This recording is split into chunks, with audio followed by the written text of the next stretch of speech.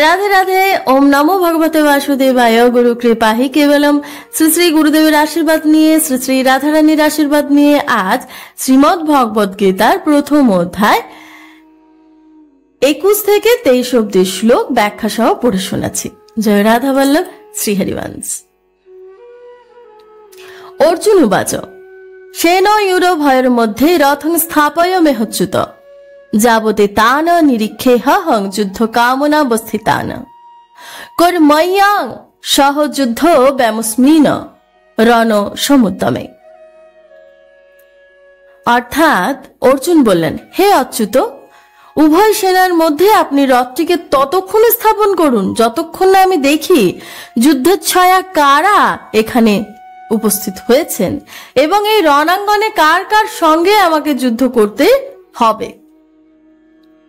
উভয় পক্ষের সৈন্যদল যেখানে যুদ্ধ করার জন্য এক পক্ষ থেকে অপর পক্ষের মুখোমুখি দণ্ডায়মান ছিল, সেখানেই তাদের মধ্যে যে ব্যবধান ছিল তাতে তারা এক পক্ষ অপর পক্ষের উপর বাণ ছুড়তে পারত।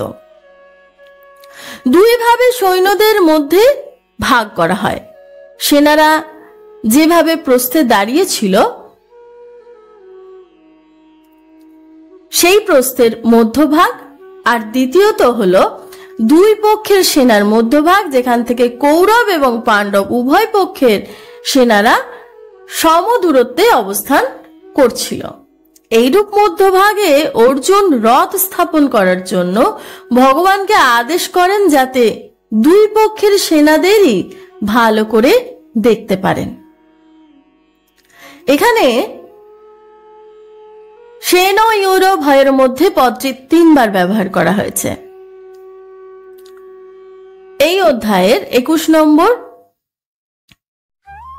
24তম শ্লোকে আর দ্বিতীয় অধ্যায়ের 10ম শ্লোকে 3 বার উল্লেখ করার তাৎপর্য এই যে প্রথমে অর্জুন শৌর্যের সঙ্গে নিজ রথটিকে উভয় সেনার মধ্যে স্থাপন করার আদেশ দিয়েছিলেন।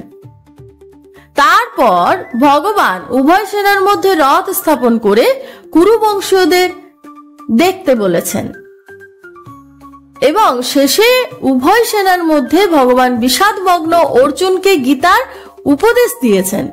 এই রূপেই অর্জুনের প্রথমে শৌর্য ছিল, মধ্যভাগে যুদ্ধে আত্মীয় স্বজনদের দেখে মোহবশত তার যুদ্ধে বৈরাগ্য উপস্থিত হয় এবং শেষে ভগবানের নিকট গীতার মহান উপদেশ প্রাপ্ত হয়ে অর্জুনের মোহ নাশ হয়।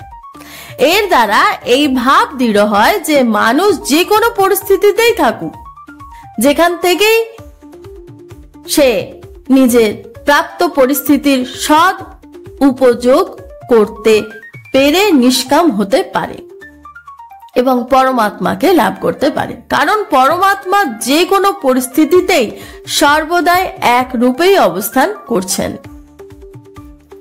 উভয় সেনার মধ্যে রথ ততক্ষণ স্থাপন করা হবে তাতে অর্জুন বলছেন যে যুদ্ধের ছায়া কৌরব সেনা দলের উপস্থিত সৈন্যদল যত রাজন্যবৃন্দ দণ্ডায়মান তাদের সকলকে যতক্ষণ না তিনি পর্যবেক্ষণ করেন ততক্ষণ যেন রথটি সেখানে স্থাপিত থাকে।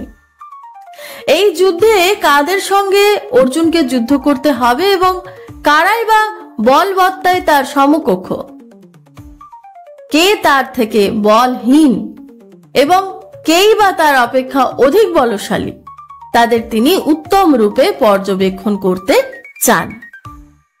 এখানে যুদ্ধ কামানো পদটি উল্লেখ করার এই তাৎপর্য যে তারা তো সন্ধির কথাই ভেবেছিলেন, কিন্তু দুর্যোধন সন্ধির কথা গ্রাহ্য করেনি, কারণ দুর্যোধনের যুদ্ধ করার ইচ্ছা প্রবল ছিল। এত যুদ্ধ করার ইচ্ছাতেই অর্জুন দেখতে চান তাদের কত শক্তি, যার ভরসায় দুর্যোধন অর্জুনের সঙ্গে যুদ্ধ করবার ইচ্ছা পোষণ করছেন।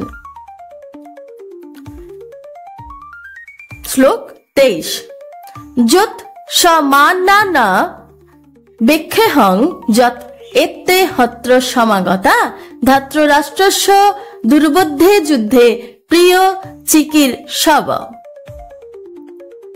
অর্থাৎ যুদ্ধে দুর্বুদ্ধি দুর্যোধনকে সাহায্য করার জন্য যে রাজন্যবর্গ এই সেনাদলে যোগদান করেছেন, যুদ্ধ করবার জন্য তারা অত্যন্ত আগ্রহী হয়ে আছেন, তাদের সকলকে আমি একবার দেখি। ব্যাখ্যা: এই স্থানে দুর্যোধনকে দুষ্টবুদ্ধি বলে অর্জুন বলতে চাইছেন যে এই দুর্যোধন আমাদের ধ্বংস করার জন্য আজ পর্যন্ত নানান রকম ষড়যন্ত্র করেছে, আমাদের অপমান করার জন্য নানান প্রকার উদ্যোগ নিয়েছে। নিয়ম অনুসারে এবং ন্যায়সঙ্গতভাবে আমরা অর্ধরাজ্য প্রাপ্তির অধিকারী, কিন্তু সে সেটিও আত্মসাৎ করতে চায়, আমাদের দিতে রাজি নয়। এমনিতেই সে অতি দুর্বুদ্ধি ব্যক্তি।